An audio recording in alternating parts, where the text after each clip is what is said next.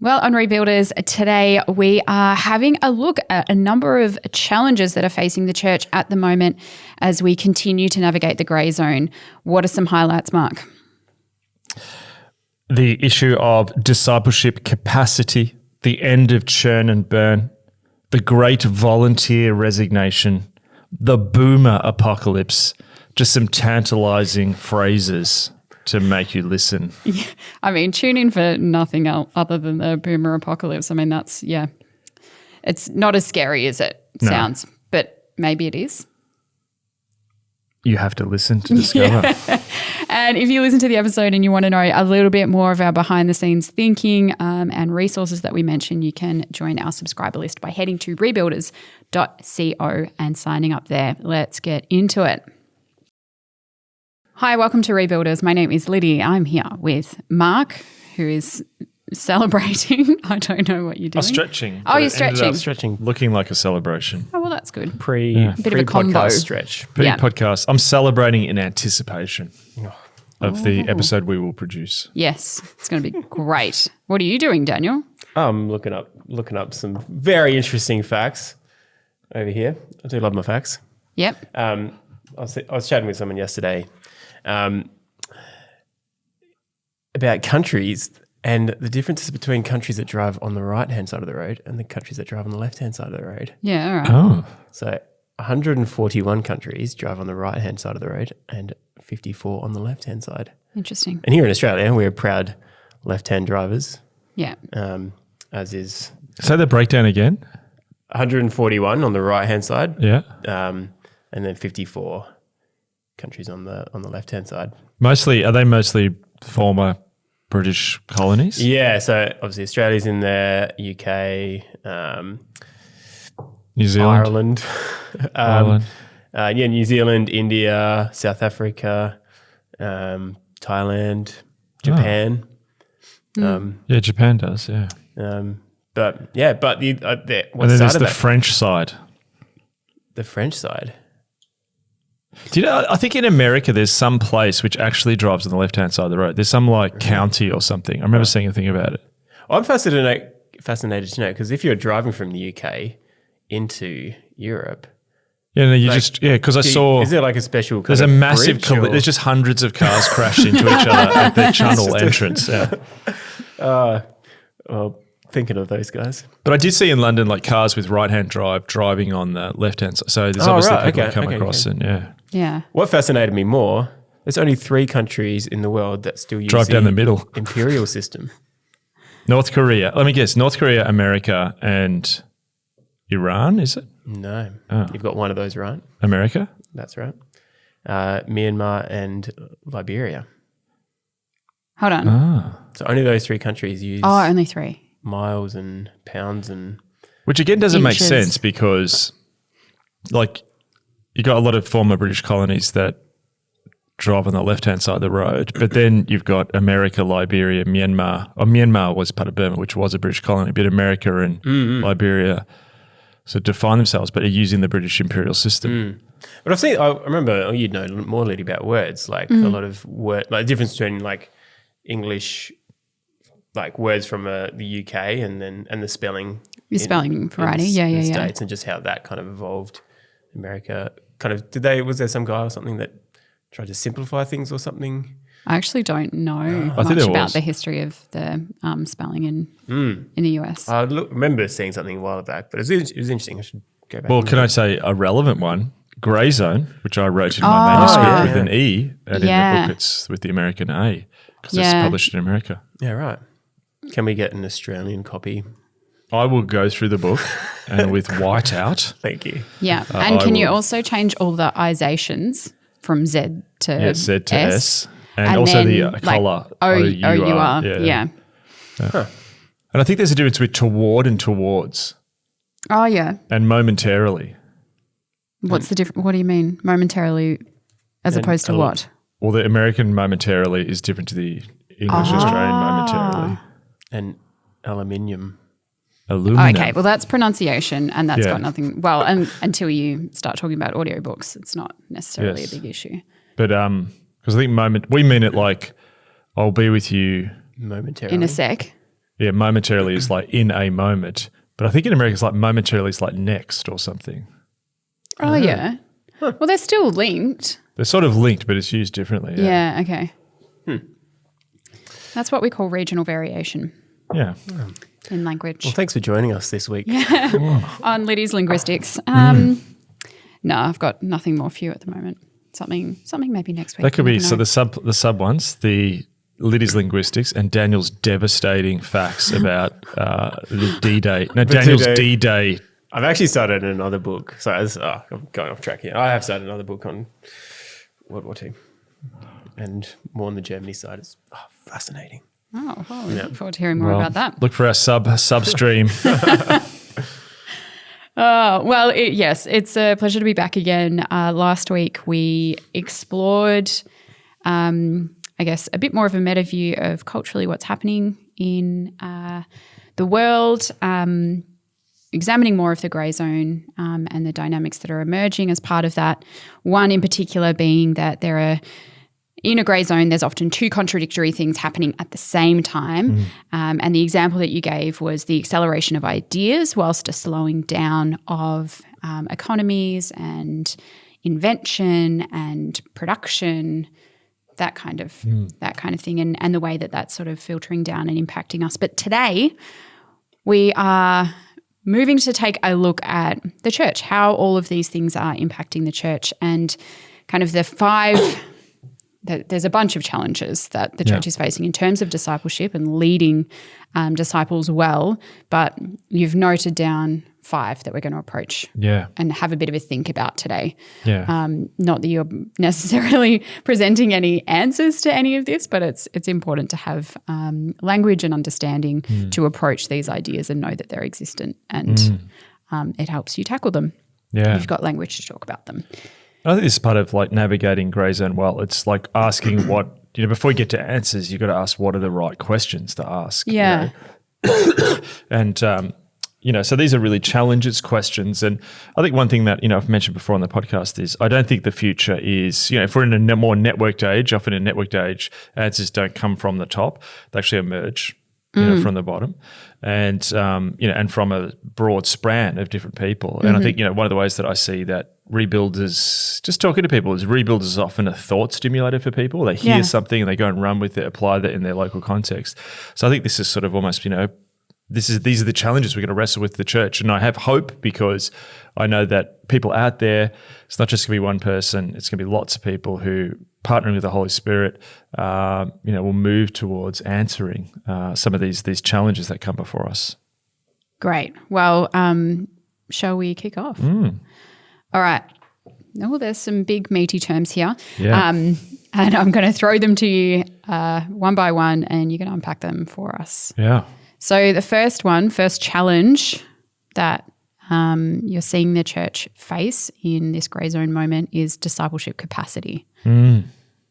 What do you mean? Okay, so discipleship capacity is a new term I've coined, and there's going to be a few new term coinings today.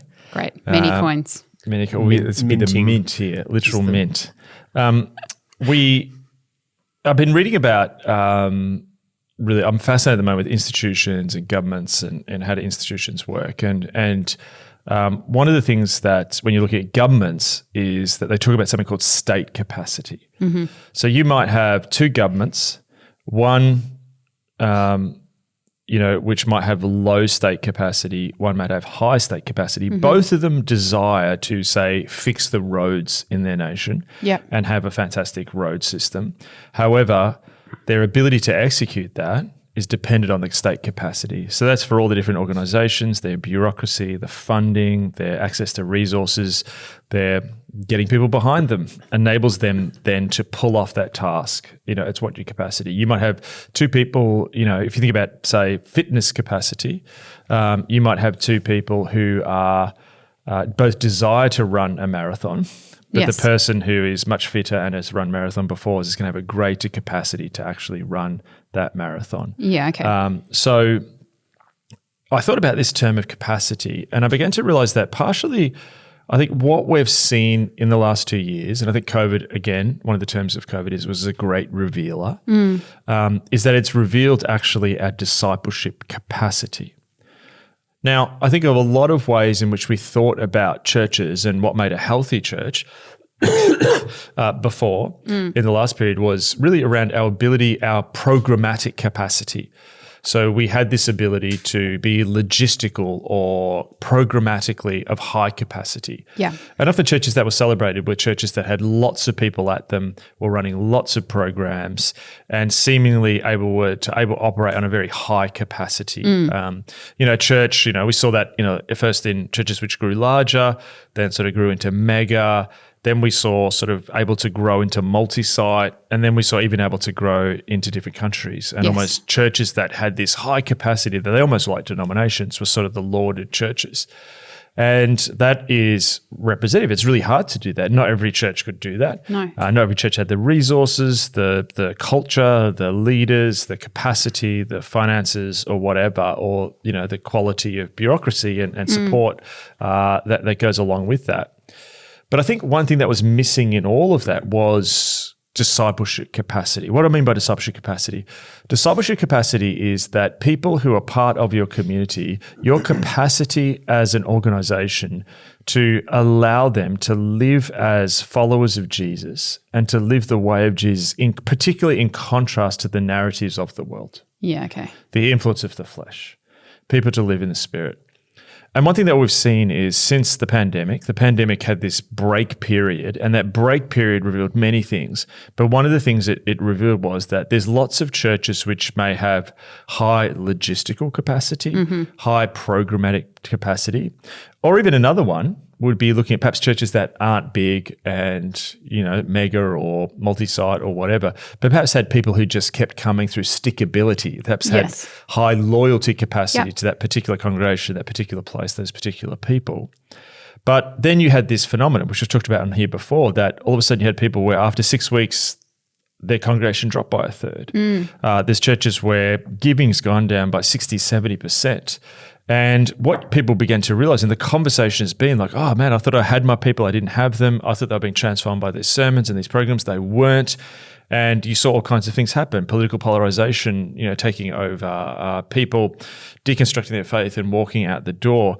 And what you realized was that the actual concept of discipleship capacity was easy to ignore because its weakness was covered up by our logistic and programmatic and stickability capacities.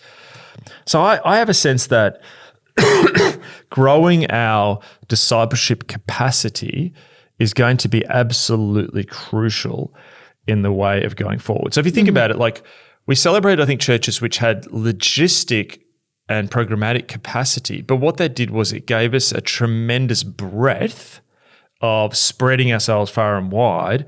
But what discipleship capacity gives you depth. Yes. And it's depths of commitment to Jesus, it's depths of commitment to his cause. It means that you'll have resilience. Discipleship capacity creates resilience. So if there's a pandemic where you can't meet for a year, you can't go to church, those people will still be pushing into that community because it's actually about Jesus, and they'll understand there'll be suffering and there'll be disruption, and they're still pushing into Jesus and actually going deep with him in times of trouble. They won't fall to the different political polarizations of the day, or their faith won't deconstruct when they don't have the program to hold it all together. So I have a sense that part of the way forward is we need to look at our metrics and we need to really ask the question, how do we really disciple people? And how do we switch from perhaps the previous models, that part of I think the weakness that's been revealed now of both the, say, smaller or medium-sized church which has had real stickability, or the big programmatic church that's able to do things with a high degree of logistic or programmatic capacity, is that often covered up levels of cultural Christianity. Yes. But I think the next big thing we really need to go after is how do we create churches, communities of faith that actually have high discipleship capacity. I think that's the remnant, the next thing that God's going to do has to be built around that. That's one of the big questions that leaders need to say, I'm going to stake my life building this going forward. Yeah, that's a big challenge. Okay, your second one is discernment capacity. Yeah. Well, I think a subset, I sort of thought about this. Is this a separate category? Is this a part of discipleship capacity? But I do feel that one of the things that, I've experienced is that for many years, I've been interested in faith and culture, discerning the different narratives of the age. There's different people that wrote into that. And, often years ago, there'd be a conference and you'd sort of be invited to the small workshop, and there'd be the 20 people at that workshop, which were interested in culture. It was like a side thing for those who were really interested. But my sense back then was this is going to be front and center, the power of narratives, the power of things which contend for our loyalty, in our culture is only getting stronger. And we're not just in a culture that is still fairly Christian. We're actually a post-Christian culture where, in many ways the culture is trying to disciple us. And so to have discernment, both in an intellectual sense, but also a spiritual sense, and those two are obviously intertwined. That's one, again, thing that was lacking. You saw churches which didn't talk about politics really for the last 20 years all of a sudden be overrun by politics. You saw people deconstruct their faith away from Christianity, and some of the stuff they were deconstructing was, unhelpful, that it sort of cultural barnacles that had attached itself to the hull of the church, but then just falling into other forms, from people went from the right to the left or left to the right, or the inability to just question the sort of, hedonistic, acquisitive. What word? Acquire things. Acquisitive. No, acquisitional. Wouldn't it be? Acquisitive. I think it's actually a word. I don't know why you're looking at me. Well, because no, it's like acquisition because you've got the computer. But I think you've got a computer. Yeah, acquisitive. Acquisitive. Thank you. Excessively interested in acquiring things. New word. New word of the day. That can be Liddy's linguistics. Will be doing an episode on that. That's next Tuesday. On the Comes etymology out an hour of after Battles of D-Day with Daniel. Acquisition. Acquisitive. So, the individualistic, hedonistic, acquisitive life as well is another cultural script that's out there. And I think if we look at it, now, I think 2 years on of the journey that many churches have been in, we lacked discernment capacity. There were people who I've had conversations with where, there's sort of still a faith there. They're still doing the different practices and they're still sort of committed to, what they see as their faith. But you talk to me, oh my goodness, you've completely swallowed the ideological book on this or that. And, you can see how that's undermining your faith. And so that discernment capacity, I think, is worth a separate capacity. And it's no longer something which is just the workshop. I think it's something where you see Paul, I'm reading Mark at the moment, and you realize Mark's gospel, is about announcing Jesus the King and God coming close, and the answer of, the suffering servant, the image from, Isaiah.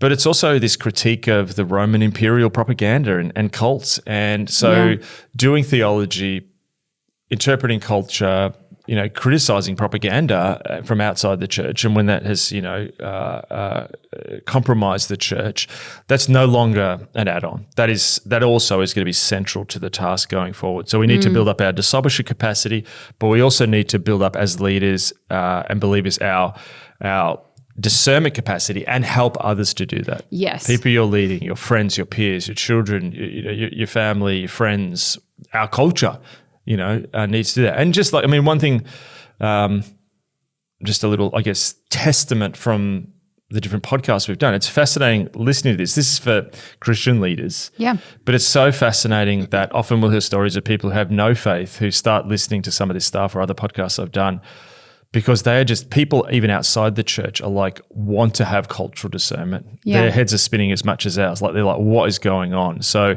I think there's even a prophetic, evangelistic front to being sort of, men and women of Issachar who explained the times from that sort of biblical perspective. Yeah, it's really helpful. The next one, I feel like kind of backs onto the first one, discipleship capacity. You're suggesting we're approaching the end of churn and burn. Yes. Churn and burn. What do I mean by churn and burn? I remember talking about 5 years ago to a number of leaders from some larger churches, and all of them said effectively, and these were churches were seen as quite successful that a lot of people are looking at, and all of them said effectively what's happening in our churches is we have a 80 to 90% annual turnover of people. And they know that every year this many people are going to move to their city, this many students are going to come to study in their town, this many people are going to be looking for a church or checking a church out. And so they were just living on this constant turnover where you get 90. And I even heard some people talk about it's like a river. You've got a river rushing through your church and you're trying to fish people out.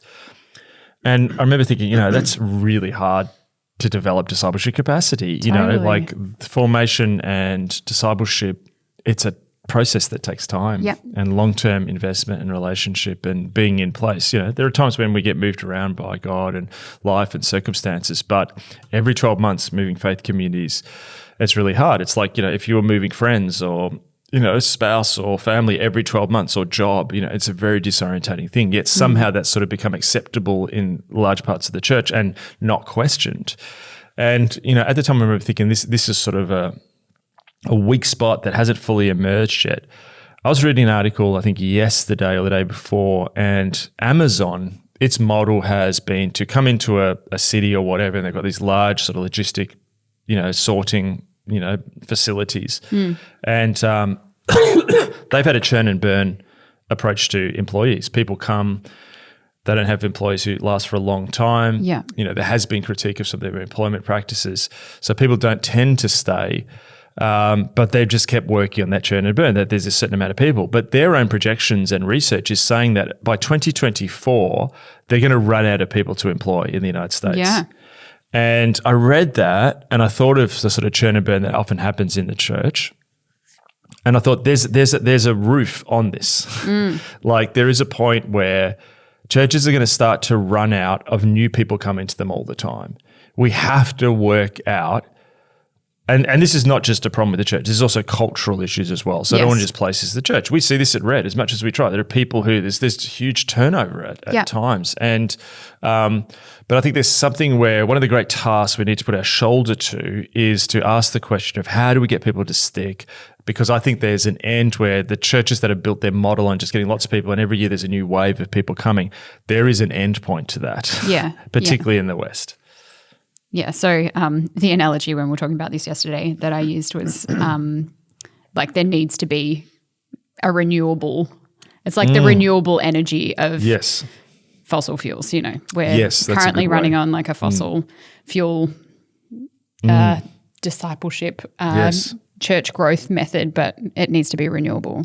Disciples create disciples, right? And to play with that analogy, one of the problems with fossil fuels is that they create secondary effects and they create pollution. Yes. And it's interesting if you think about it, a lot of people who say do their 9 months in a church, 12 months in a church, 2 years in a church, and then go, often deconstructing their faith or whatever, it's almost like they've been vaccinated against faith in some ways, or they've had a bad experience. And then, because they're not working that through in a discipleship community over a long time, you actually then build up a greater amount of perhaps post-Christianity in your society because like been there, done that. Yes. And I remember there was an Australian, I think it was maybe James Tacey, I think is the Australian religious sociologist. I hopefully got that right. I think he said about 10 years ago, he said, it's not that Australian young people don't like religion. He said they're doing their 18 months often in contemporary churches, but then they're not coming back. Yes. That's fascinating. So you do that at scale for a number of years. There's a point where the majority of people have left and they're not coming back. Just as I like your fossil fuel analogy, we need to move to a renewal of the renewables. And that's discipleship, isn't it? Like the deeper you go with God, the more renewal is built and individual renewal leads to corporate change. And maybe going back to something we spoke about, again, I don't know, but I wonder if you listened to last week's episode, and if you haven't, go back and listen to it. We talked about these two things, this great acceleration of ideas and I guess radicalization in thought alongside potentially, I'm not 100% saying it's definitely going to happen, but there's a lot of evidence that we're moving to a cultural slowdown of the economy, standing livers, energy, standing livers. Standards of living. And are livid with anger, but they're managing to stand. Good on them. Yeah, good on them. Sorry, standards of living.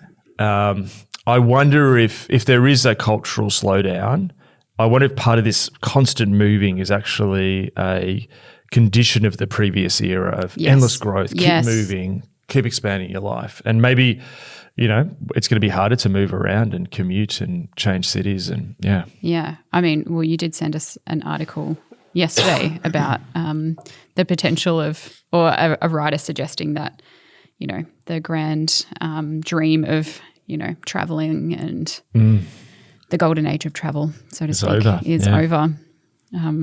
Yes, that was sobering. Okay, so that's the potential end of the churn and burn era for churches. What about the great volunteer resignation? Is that linked? The great volunteer resignation, sort of linked, but sort of different. One of the big trends that came out of the pandemic was the great resignation. Yep. There was many articles about this and written and, about how people were leaving their jobs. One of the economic conditions that happened in the background was a number of things. One, there was a lot of stimulus. So all of a sudden people had stimulus checks that governments were trying to get. There was actually an economic crash at the beginning of the pandemic that was almost similar to 2008. Yeah, right. We didn't experience it the same way because instantly governments were sort of quantitative easing and cash stimulus and stuff like that. And, here we had in Australia, they were paying companies wages and people's wages and stuff like that for a period of lockdown. So all of a sudden you had people getting money without having to work. And then secondly, you had a number of people who stepped out of the economy, some baby boomers who maybe were going to retire, stepped out of the economy. People made a lot of life reassessments, like maybe I don't want to be working, maybe I want to spend time with my kids, or I only want to work 2 days instead of 5, or, 4 days instead of 6 or whatever.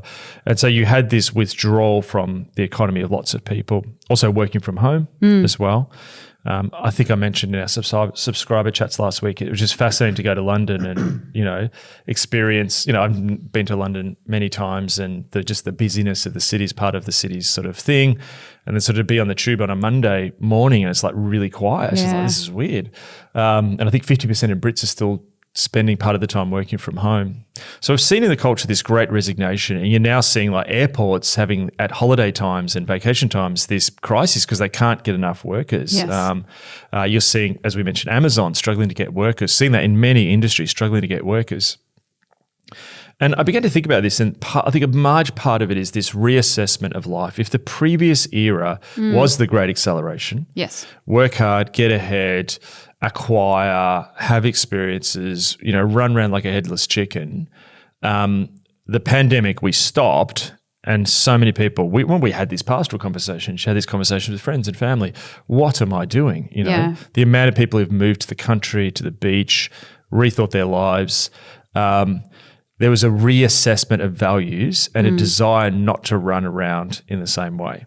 So I was thinking about this literally just a couple of days ago. And I was thinking about something that, I'd heard a lot here, talking to friends in the US, heard there, and then being in the UK and talking to people there, is one of the common things is, yes, not as many people have come back to church, but there's less and less people volunteering. Yeah. One of the big trends for the church post-pandemic and post-lockdown. And churches, perhaps... Really interesting question was, and I think this is probably more contemporary churches, but how are contemporary churches shaped by the great acceleration? Yeah, okay. So if the culture was acquisitive and running hard and high performance and high efficiency, high standards of excellence, if people have high expectations when they go to the shopping center or to get on a flight or go to a hotel or go to a concert, the church was part of that just general cultural milieu where, what you got on a Sunday at many churches was quite incredible what churches were able to pull off, and that was part of the attraction. And that requires, again, energy. Part of the thing that the world is struggling with at the moment is we have an energy crisis caused by the war in Ukraine. We also have an energy crisis because of geopolitical tensions. Yep. We've got an energy crisis also because we need to move into renewables, and we've got to get there. But that's causing shocks to the energy sector. Yeah. So to produce things of the great acceleration, you've got to have tremendous amounts of resources and energy. Yeah. In churches, our resource has been volunteerism. Yeah. What if, just like oil, that now costs more? What if, just like gas, that's not as easy to get? And I think what's happened is perhaps part of the transition from the great acceleration to the great slowdown is this rethinking of what people want from life, where they're going to go to. Again, being in London, I was reading fascinatingly, like they're like, oh, the West End's open again, but only 50% of the audience is turning up. Yeah, wow. Like maybe in the Great Acceleration, you're going to have endless West End shows, and Les Mis will run for the next 5,000 years, and plus 20 other shows, et cetera, et cetera. Maybe in the future, instead of 50 shows on the West End, or I don't know how many they have, it'll just be 5. Maybe we're seeing in, say, Australian rules football here that the big games people are still going to, but the smaller games people aren't. You know? So there's a greater selectivity, greater choice, and people are not wanting to live the lifestyle of the Great Acceleration. So part of the change is, if your energy base to run the kind of services you are running has diminished, how do you adapt to that? Yeah. Is that a challenge? And is the challenge then just hoping that by 2024 everything will return to normal and we get that volunteer energy up? Maybe it's changed forever. I'm starting to think, has oil, is oil and I think, the fossil fuels and different things that we've been using, that some of this has changed forever. Yeah. And it's not going to be the same as it was in 2018. Maybe it's the same with volunteerism. Now I think about the small Baptist church I grew up in. There was literally the pastor opened the door himself probably, and there was a lady who played the organ, and someone was on handing out the bulletin. It had very low volunteerism probably to run a Sunday service. We've expanded that in the contemporary church, but maybe it's time to reassess that. And I think the question we've been asking at Red is, if we've got people less, how do you want to use that time you've got them? If people are being much more discerning, maybe they're not going to turn up and move chairs for 2 hours, to set up the worship space. But maybe you got them for an hour. Maybe it's better in that time is, I know Daniel's got some guys, we're planning to get some guys to read Tozer's The Pursuit of Holiness.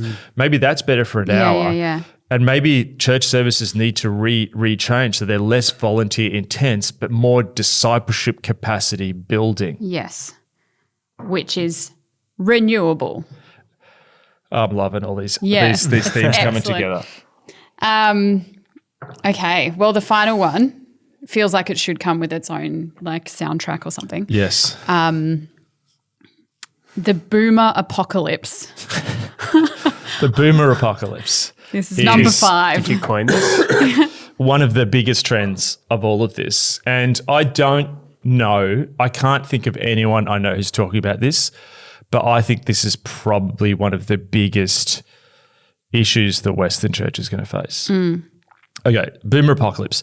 Now, baby boomers, I'm talking to the post-1945 generation that was born in that sort of post-war moment. You can imagine people had been at war, they came home, the world had been in chaos and disorder, and they wanted to settle down. They wanted to just live a quiet life, and people had children. Obviously, men and women hadn't been together. There was lots of babies made, and there was this big baby boom across the Western world.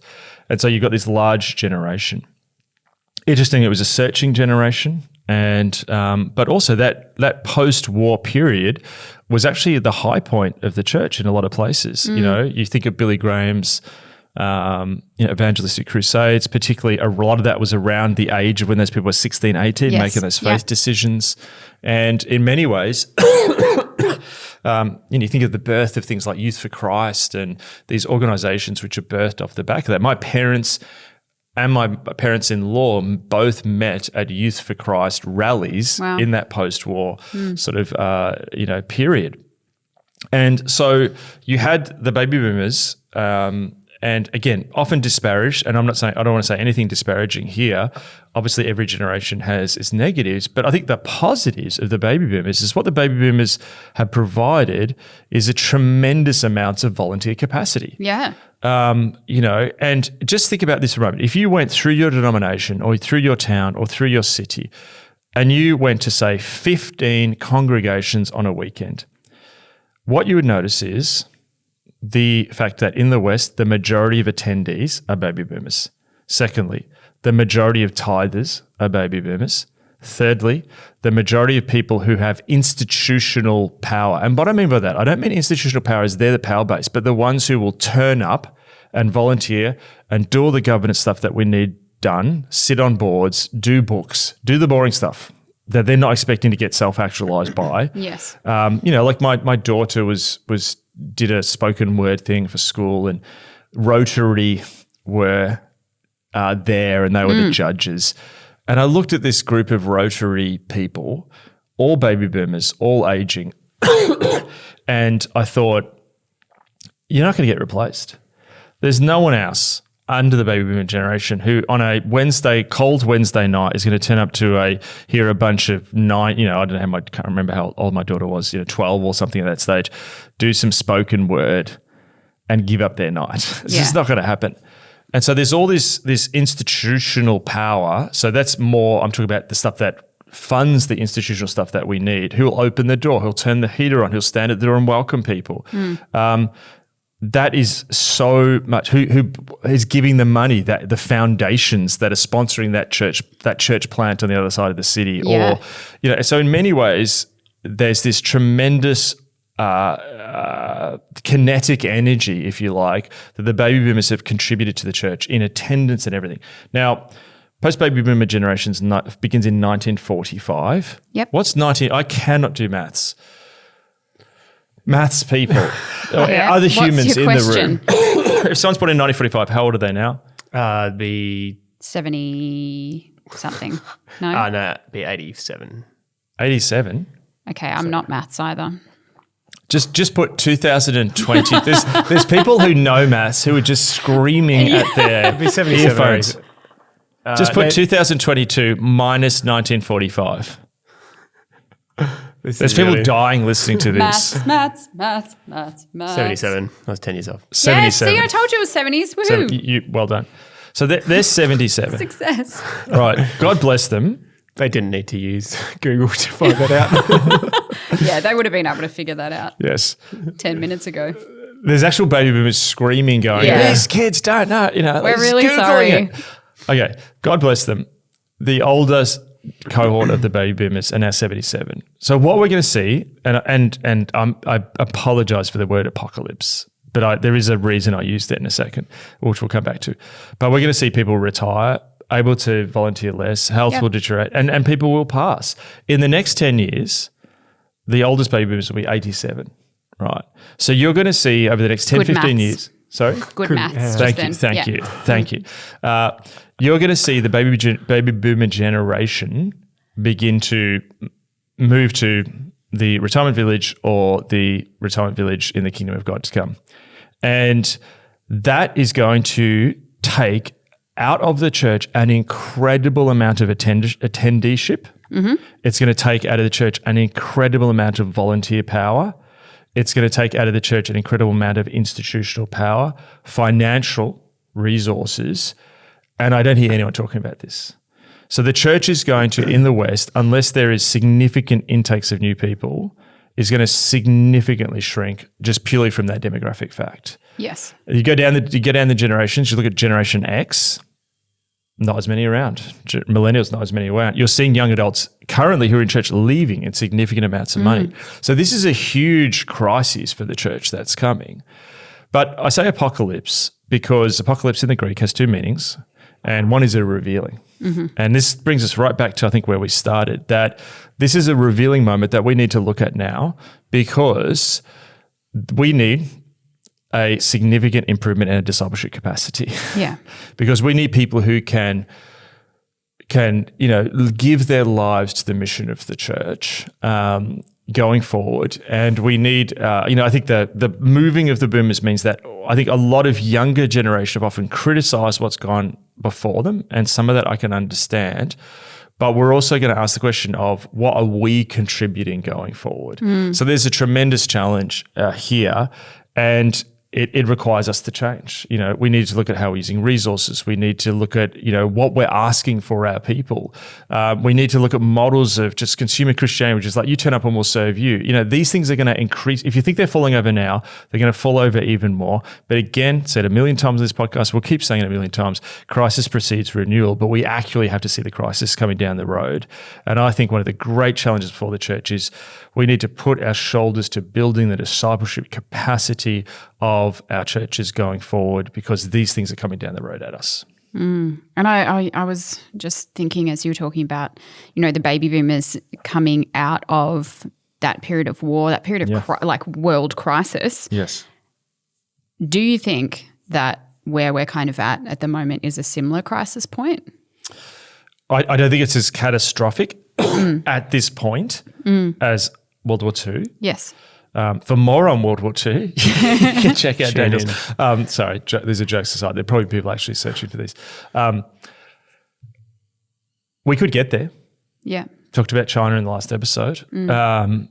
But regardless, we are definitely going to a period where the view of life, like I'll say this, to younger generations listening, you've been shaped with a view of life where you have you have unrealistic, and your expectations of life have been way pumped up beyond the possibility of reality to deliver it. Yes. And we're now seeing that in real time. That is going to be learnt even more. And, even the fact is we're looking at a possible downturn in the economy. In a downturn from economy, you go from, in the previous era of acceleration, it's like, I want a job that gives me meaning and has incredible community and great people, and I feel like I'm making a difference in the world. You flip from that to, I need a job to pay the bills. And I think we're going through a great correction. And my hope in the midst of that is whatever this next period of grey zone, and I think possible deceleration and slowdown and whatever looks like, again, that's not going to be the thing which saves us. Jesus saves us. But in the midst of that, there'll be a renewal of people who turn to God in the midst of this crisis. And, I'm really hoping, and I'm seeing first fruits of this. Yeah. There's people who have already in the last 2 years pushed deeper into Jesus. I think as things possibly get more difficult, we're going to see more of that. But I think the real key is, and I really want to make this clear too, is I was going to a slight point to end, a key point to end. Let me just go through this. In the era of the great acceleration, it was easy to live a life where you felt like you didn't need God. It was easy to forget God. It was easy to fall for the narrative that it's all about you. It's about self-actualization. As Christians, we're the ones who have a Christian veneer to our self-actualization. I think what's then happened is we've almost had this realization that it's starting to go wrong. Before the war in Ukraine, before COVID, before our current economic travails and inflation and all of these supply chain issues, people were experiencing that personally, mental health challenges, anxiety. And what you saw the church doing is, in a sense, or some of the church was, okay, how do we slow down? How do we manage anxiety? How do we do this stuff? Now, that's really important. But there's a danger at this point where we just go into ourselves exclusively. Yeah. And I think there's a real challenge to not just go into selves. Yes, we do need to look at our mental health. We need to take that seriously in ways we haven't in the past. Yes, anxiety is a significant issue. Yes, we need to slow down and not run around like headless chickens and come from a non-anxious presence. But also, there's a great task there outside of ourselves that the Holy Spirit is inviting us into. The answer for this moment is not to just go inward. And the reason I talk about the boomer apocalypse is there are people who have given, I think about people, I know so many of them, some who are no longer with us, who for 30, 40, 50 years sacrificed and volunteered and gave, and we've lived in the benefit of that. Yeah. We need to do the same now, not just for our own self-actualization, but for the task of the kingdom of God in the world. And I think there's I think it's not where, I think it's a great question. Are we at a moment like that? I don't know. A different way I would put that is, are you at a moment where there is an axial hinge of history before you and you're being asked, what are you going to do, partnering with the Holy Spirit to make a difference in this moment of turnaround that God wants to do in the world for the church? That is a poignant question to end on. We will catch you next time.